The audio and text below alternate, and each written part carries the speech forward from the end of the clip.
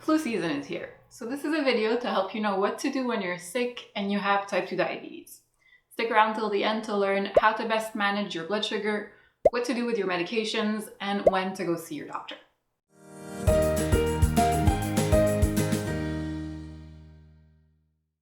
Welcome back to our channel, everyone, the best health information channel for people living with prediabetes or type 2 diabetes.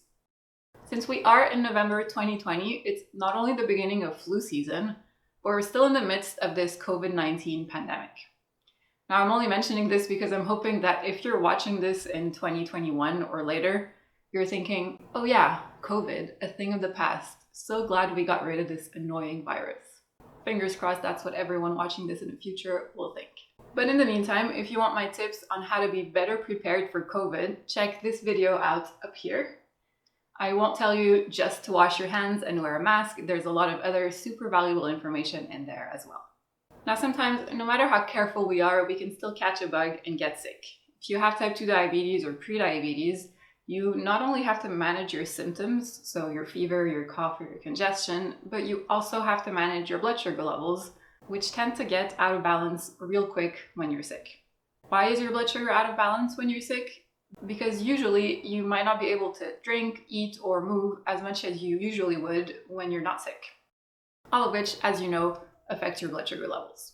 The other reason your blood sugar is hard to manage is because your body releases stress hormones when you're sick, like cortisol, adrenaline, or glucagon. And these hormones are known to raise blood sugar levels. So what should you do to manage your blood sugar when you're sick? The first and most important thing to do is check your blood sugar more frequently. I would say check at least 4 times a day, or even better, every 2 hours. That would be ideal. You want to make sure that it's not too high or too low. It's the best way to catch your highs and lows early on so you can prevent or treat them before they become extreme.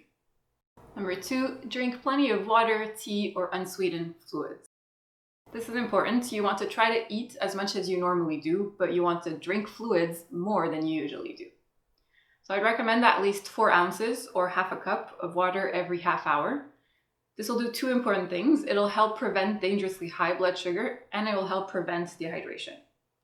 Something else I like to recommend is eating soups.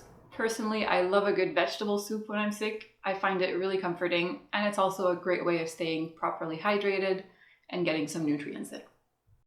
Number 3, check your temperature every morning and evening. Of course, if your temperature is too high, you can take medicine to lower it. I would say check with your pharmacist to get the best or the safest medicine to use in your case. If your temperature doesn't go away after 48 hours, talk to your doctor. It may be a sign of a more severe infection that needs to be treated. To clarify, a fever is when your temperature goes over 101 Fahrenheit or 38.5 Celsius. Number 4, check your ketone levels when your blood sugar is high. Now, this is especially important for people with type 1 diabetes, but also for people with type 2 who take insulin. Because when your body has too much blood sugar, but also can't use this sugar as fuel, it starts to break down fat, which produces ketones. If too many ketones are produced too fast, it can lead to a very serious complication called DKA, diabetic ketoacidosis, which you really just want to avoid at all costs. So checking your ketone levels in the blood or in the urine every 2 to 4 hours is essential when your blood sugar is high. Number 5, weigh yourself. Now, I'm not usually a fan of tracking your weight religiously, but when you're sick, losing a lot of weight suddenly is not a good sign. The CDC, that's the Center for Disease Control, recommends consulting your doctor right away if you notice that you've lost more than 5 pounds during an illness. What about your medication? Should you stop or continue taking them when you're sick? As a pharmacist, I get these questions all the time, and the answer is variable.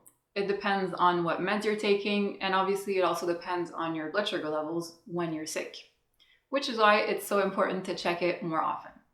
But generally speaking, you should never stop taking your meds. Continue taking all your diabetes pills and your insulin as usual when you're sick. If, however, you're having difficulty drinking or eating, or if you're experiencing vomiting or diarrhea, you might have to adjust your medication or your insulin doses to minimize the risk of side effects or minimize the risk of low blood sugar.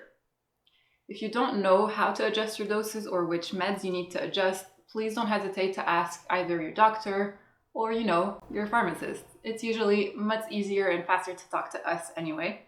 We always have all your medication info in your file right in front of us, and we give excellent advice.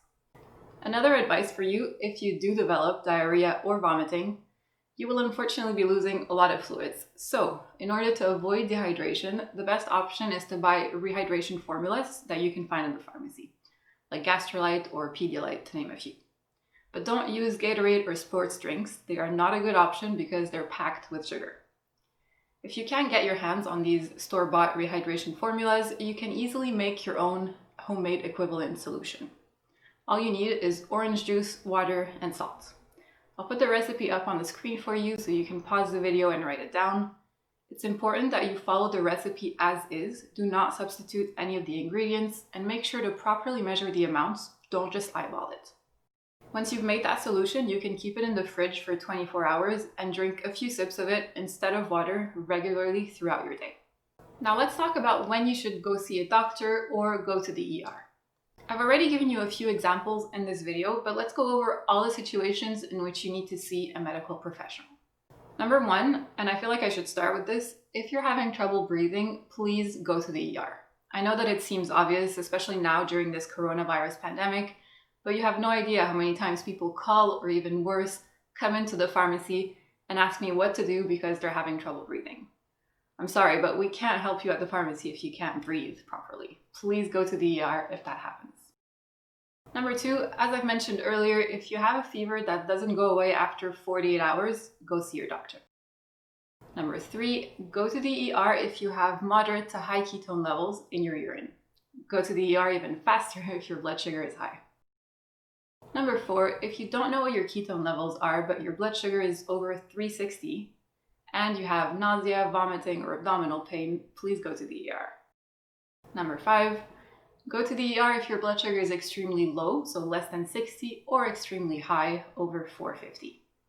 Actually, if you're sick and your blood sugar is at an extreme high or low, maybe have someone take you to the ER. Number six, if you have signs of dehydration, so that's dry mouth, dry skin, dry lips, really dark urine, or very little urine, feeling dizzy or lightheaded, or if you can't keep any foods or liquids down for more than 24 hours, go to the ER. Honestly, I hope you never get sick and never have to use the information in this video, but sometimes we can take all the precautionary measures and still get sick. Again, I encourage you to check out this video up here if you want tips to avoid getting sick in the first place. I know that it says to be better prepared for COVID, but the tips can easily be applied to catching a flu virus as well. I hope this was helpful. Let me know in the comments below if you have any questions, and support the channel by subscribing, liking, commenting. That's it for now. Take care, everyone. Stay healthy, stay safe. I'll see you in the next video.